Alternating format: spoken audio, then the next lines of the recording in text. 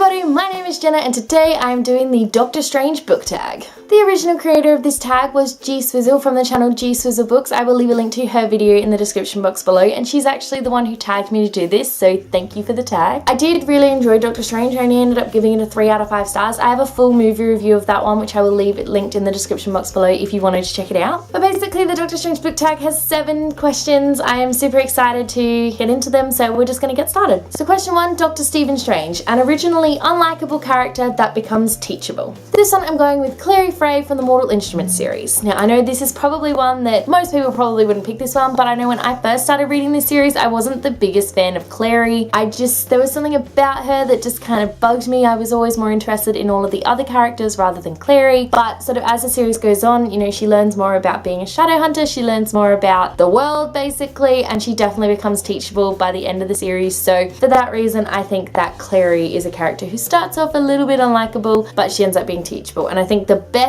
example to use in this book from that is Alec, because in the beginning Alec really doesn't like Clary, but then after she becomes teachable he kind of goes, you know what, you're really not that bad. Question number 2, Christine Palmer, a side character that is loyal even when the protagonist acts up. Luna Lovegood from the Harry Potter series. Honestly, Luna is like the only character ever who does not judge anyone for anything. She is always loyal. She's one of the only people who 100% believes Harry. She never doubts him for a second. She's always there. She's always willing to help. She always does whatever she can. And I love Luna. I think she is a beautiful character, and I think that she definitely is a character who is loyal to the T. Question number 3, the Ancient One, a wise fictional mentor. In her video, g-swizzel sort of said that she expected everyone to go with Dumbledore for this question, and so obviously I actively tried to avoid Dumbledore, and I ended up deciding on Aslan from the Chronicles of Narnia series. Aslan, if you haven't read this series or seen the films, which you should because the books and the films are incredible, Aslan is a lion who is sort of the fictional mentor of Narnia. So all of the children of Adam and Eve who go to Narnia sort of are guided by Aslan, and I like Aslan. He's so cool. But this series definitely has a lot of religious undertones, so a lot of people think that Aslan is sort of a metaphor for God. I don't know how I feel about that. I just love the series for what it is, but Aslan definitely is a wise fictional mentor that I would listen to Aslan even if he is a lion, which is such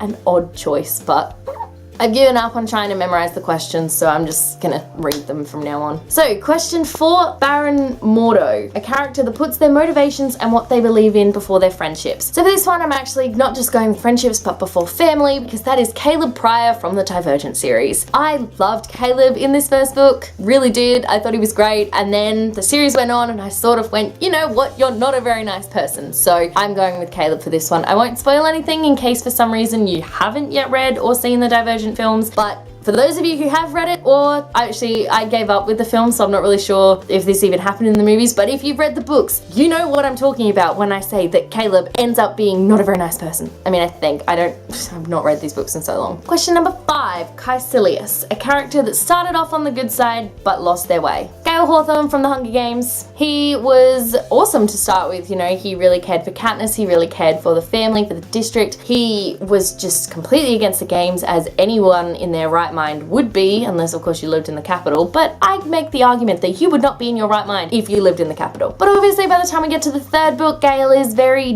different because of the experiences that he has had over the course of the 3 books, and we all know that he does something that causes something really bad to happen, which is absolutely devastating, and for that reason I think that he definitely started off good but kind of lost his way by the end of the books. Question number 6, Wong, who was definitely my favorite character. An underrated character that is vital to the overall story. Jamie from the Dyer series. So Jamie, especially in these first 2 books, is so underrated. Like, no one talks about him. He was my favorite character. I thought he was amazing. He was so funny, and he is so vital to the story, especially when you get to the 3rd book. He is like one of the most important characters ever, and people just kind of disregard him in this first book. I'm like, what? Why would you disregard someone that is just so important? I don't understand. Like, he is so vital to the story. I can't. I'm gonna put this down now because otherwise I'm gonna start ranting. And finally, question 7, the time stone. A scene in a particular book that you would want to erase or manipulate for a different outcome. Now, I struggled. I was in super struggle town to find an answer for this question because I don't really have an answer for this question, and then I remembered a scene that occurs in a book that I read a really long time ago that I was super